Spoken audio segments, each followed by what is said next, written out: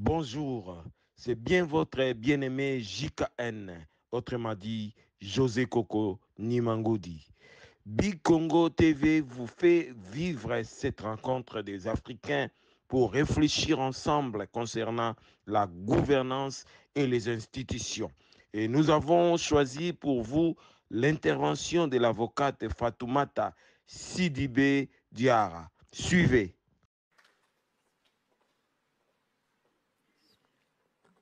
Merci Erickson. 60 ans que nous nous définissons en fonction de critères qui nous sont étrangers. Régime pluraliste, régime de parti unique, régime libéral, régime communiste, régime socialiste, mais où est le régime adapté aux pays africains dans tout cela?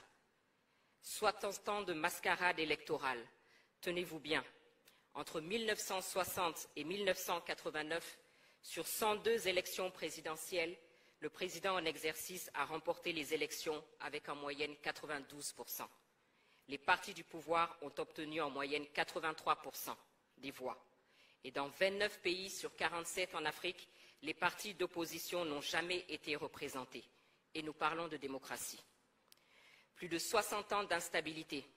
Sur 486 coups d'État tentés depuis 1950 dans le monde, 214 dont 106 réussis ont eu lieu en Afrique, soit un coup d'État par an dans au moins 2 États africains. Plus de 30 ans que nous copions le système de démocratie à l'occidental, 30 ans de résultats électoraux douteux, de crise post-électorale, de gouvernance inefficace. 30 ans de dépenses exorbitantes dans un océan de misère où le minimum n'est pas assuré. 125 milliards de dollars ont été dépensés entre 2000 et 2018 en Afrique subsaharienne pour organiser des élections. Combien d'hôpitaux, combien d'écoles, combien d'infrastructures aurait-on pu construire avec cela? 30 ans d'exercice de pouvoir par des dirigeants plus préoccupés par leur propre survie que par le bien-être de leur peuple. Des dirigeants illégitimes aux yeux des citoyens et cherchant plutôt à maintenir des systèmes autocratiques. Plus de 60 ans de désillusion, de perte de confiance, de mauvaise gouvernance et de stagnation économique. Il suffit de regarder les pays qui ont accédé à l'indépendance au même moment que nous et voir le niveau de vie de leurs citoyens aujourd'hui. Singapour, la Corée du Sud par exemple. Il suffit de regarder le niveau de vie de certains pays auxquels il n'est pas systématiquement rappelé l'importance de la démocratie. Les Émirats arabes unis, par exemple. Qu'est-ce qui est finalement important pour nous, Africains? Copier les autres ou tracer notre propre voie vers nos aspirations profondes?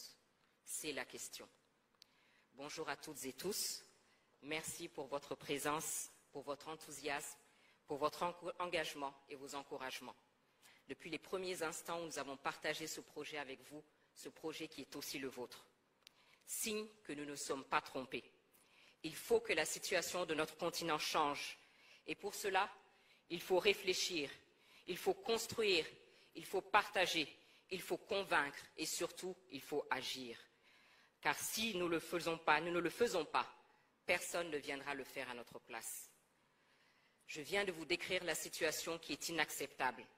Illégitimité, rupture constitutionnelle, 3e mandat, crise politique, absence de décollage économique inclusif. Le système de gouvernance n'est pas adapté, c'est un fait. Les modèles plaqués ne fonctionnent pas. Si le but est la gestion vertueuse de la cité par des dirigeants légitimes vers le progrès inclusif, alors il faut accepter, comme le disait Amadou Hampâté-Bâ, que les hommes peuvent atteindre un but commun sans emprunter les mêmes voies.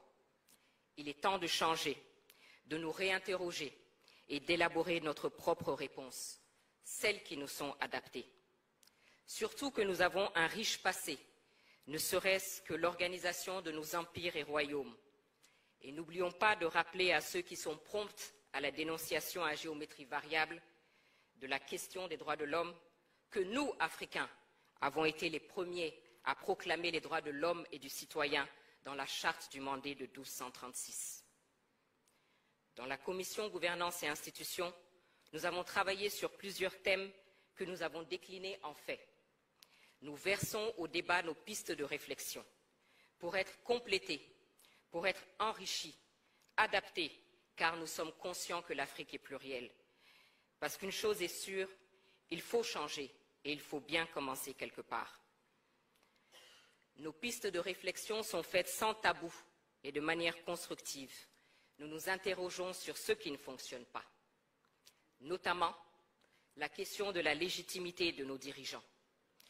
Ils sont élus sur le papier à l'issue de processus dont la transparence peut clairement être mise en doute dans plusieurs cas.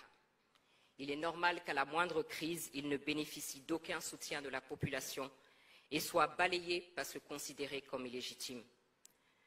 D'autant plus que dans plusieurs États africains, nous avons des monarques qui règnent sans contre-pouvoir, sinon sur le papier, et ne rendent pas compte. Le débat sur la limitation des mandats qui nous a été imposé est une autre piste de réflexion. Est-il adapté à notre situation actuelle, nous, Africains? Chaque 5 ans, chaque 7 ans, ce sont des violences électorales, des coups d'État constitutionnels. Est-ce la priorité dans des États en crise comme les nôtres? Et ceux qui nous insufflent cette obligation ne se sont pas gênés pour ignorer superbement cette disposition constitutionnelle lorsque eux-mêmes étaient en crise.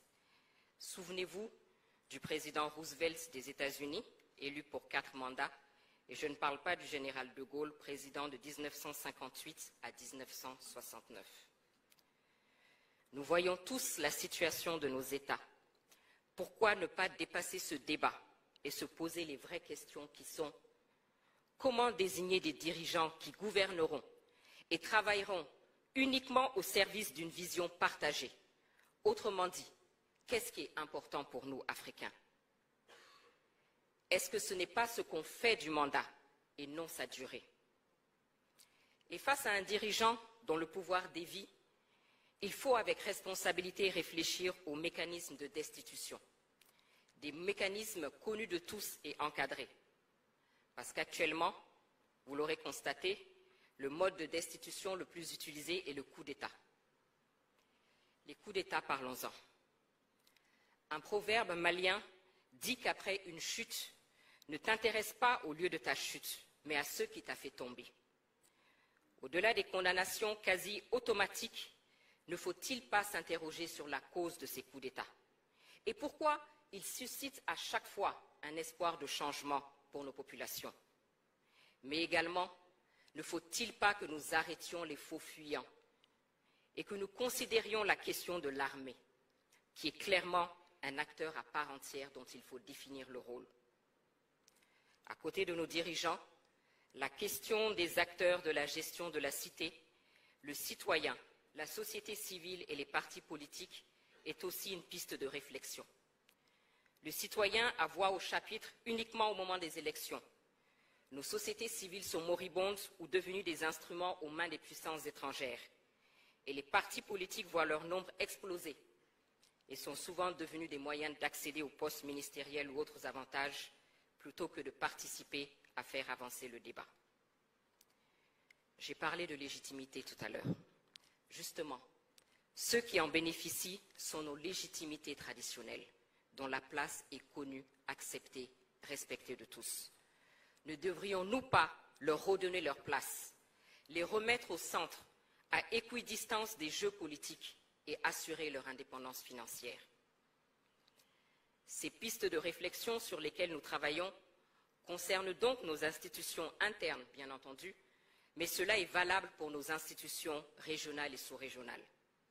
En zone francophone, les résultats de ces institutions sont plus que mitigés quand elles ne sont pas sous la coupe d'influences et d'agendas étrangers. Sinon, comment expliquer que les décisions de ces institutions dites africaines soient annoncées depuis une capitale européenne? Ou alors que les chefs d'État de ces institutions soient invités par un chef d'État européen à tenir leur sommet dans une ville américaine? Qui paye commande? Parvenir à l'indépendance financière de ces institutions est donc une question cruciale. Ces pays qui tentent de nous imposer leur agenda ont tous leur politique africaine, alors que clairement, nous-mêmes ne parvenons pas à bâtir une politique africaine commune digne de ce nom. et encore moins une politique africaine du monde.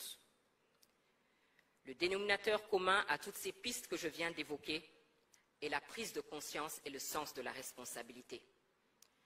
Pour Patrice Lumumba, l'Afrique écrira sa propre histoire. Le temps est venu. Le temps est venu sans idéalisme, sans tabou, et en ayant le courage de remettre en cause certains principes érigés en dogme, et en ayant à l'esprit les besoins réels de nos concitoyens, le temps est venu de rechercher nos propres réponses. Et c'est ce que nous essayons de faire, parce que personne ne viendra le faire à notre place. Je vous remercie.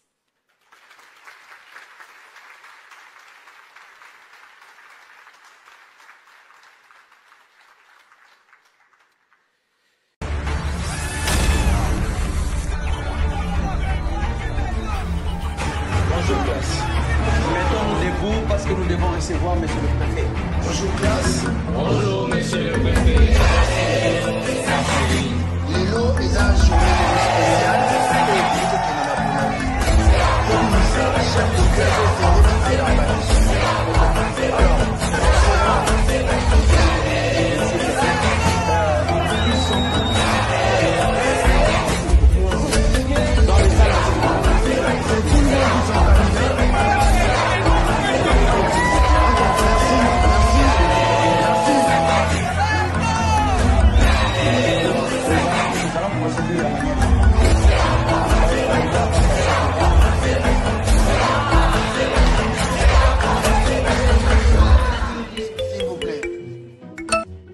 Malala Mbongo.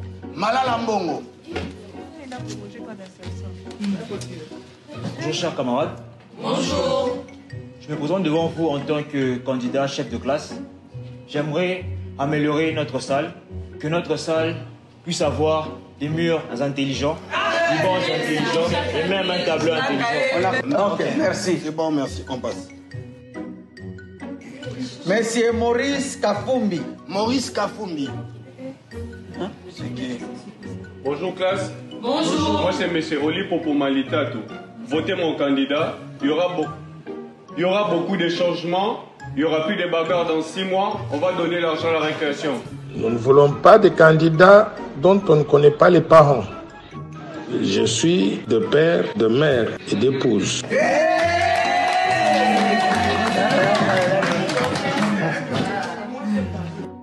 Monsieur Bertin Mayoul.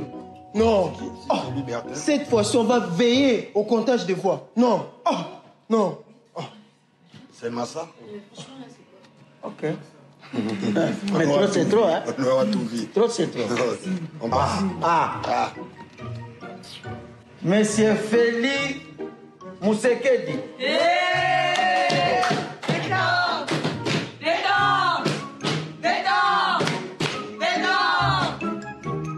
Bonjour chers collègues. Bonjour. Comme vous le savez déjà, je